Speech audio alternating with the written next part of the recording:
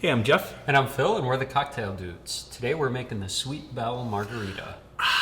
Yes, it's a very sassy drink. A lot going on, a lot of flavors. It is sassy, isn't it? It's sassy. What do you mean now? What is sassy? That's like sexy?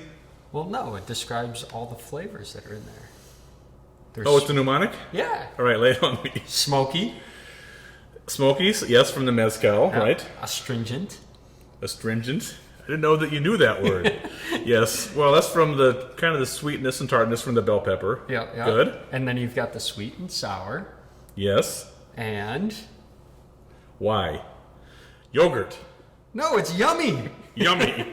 It's very sassy. That is sassy. That's pretty good, Phil. Yeah. Should we call it the sassy cocktail? No. Yes, it is very yummy. But it's got all sorts of great flavors. Mm-hmm. Like you said, the smokiness. I love smoky and sweet. And when you get the delicious flavor of a sweet bell pepper in there, it just knocks it Oh, yeah. out of the park. Yep. Now, when you're looking for red bell peppers, you want them just a little bit soft, a little bit overripe. Not so the skins are all wrinkly, but you don't want it real firm.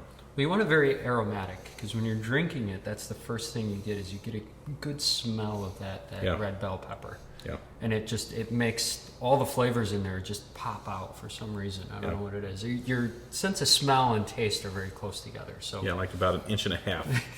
Is that what you meant? No, I meant like, you can tell what something's going to taste like when you smell it. But Okay. yeah, they are very close together. Yeah, I knew what you meant. But this is my take on this because, we drink wine together, and to me, a big part of wine is smelling and tasting. Yeah. So when you get these wine critics who drink like 400 bottles of wine in a day, they spit it out. Right. I cannot spit out a wine and taste it particularly. Can you do that? Mm-mm. I almost have to swallow it because it's swallowing it and then having the air kind of as it's going down the wrong hole usually for me. Do you think they blow their nose and spit a lot? I don't know what they do. I really don't think I couldn't taste a wine. I don't think critically unless I swallowed it. Yeah. I don't know how they do that. It's a talent I don't have. Do you ever go on those taste testings like on vacation and stuff? You must get pretty wasted then. No, I don't. Jackie and I have toured the wine countries, various places, but no. I'm not a real big drinker. No, despite what people might think by watching us. Right. Yeah. So anyway, but yeah, that's what gets you. First is the bell pepper, then the smokiness, and then all of a sudden, when you're like saying, "No, this is a good drink," then the sweetness from the agave nectar and the tartness from the lime kind of hits you. Exactly. Yeah. Very sassy. Let's make it. We're going to do 1.5 ounces of your favorite mezcal. Your favorite. They could use our favorite too, probably. Yeah, probably. We have a lot of favorites, don't we? We do. Mezcal is smoky because the piña are roasted, usually buried, and the smoke from the fire gives the smoke. Okay, we're going to do 1/2 ounce of Cointreau.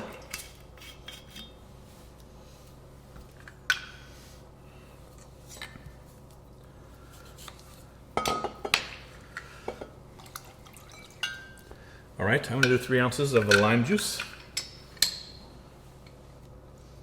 I have a feeling this is not going to be a very juicy lime, just by the feel of it. That's 3/4. Look at that. 3/4 of an ounce, right? What did I say? I think you said 3 ounces. Oh my gosh, that's typical me. Yeah, this is a terrible lime, juice-wise. My gosh. That'd be a lot of lime, 3 ounces. Did you ever use one of those exercise things where it's a little spring thing? No. Do you know what I'm talking about? I know what you're talking about, yep. Those were really big when I was growing up.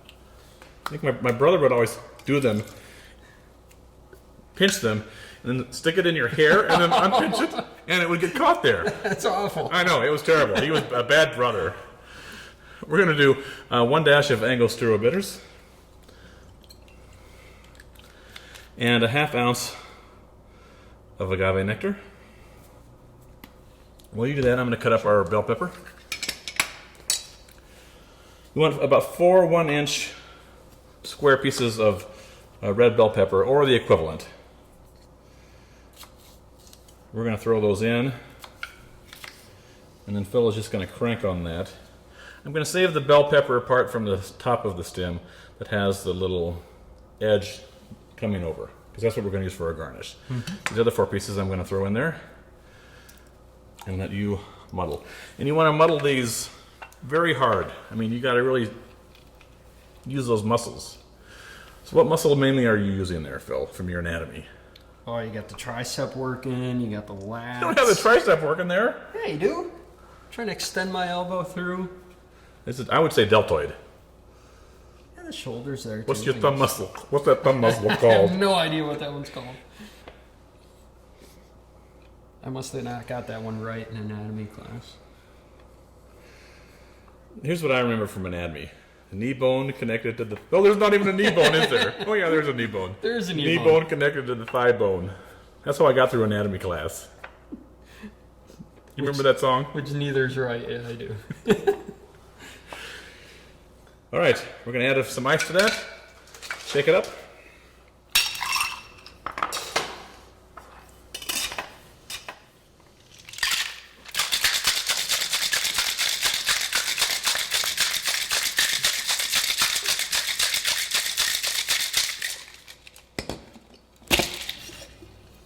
Nice.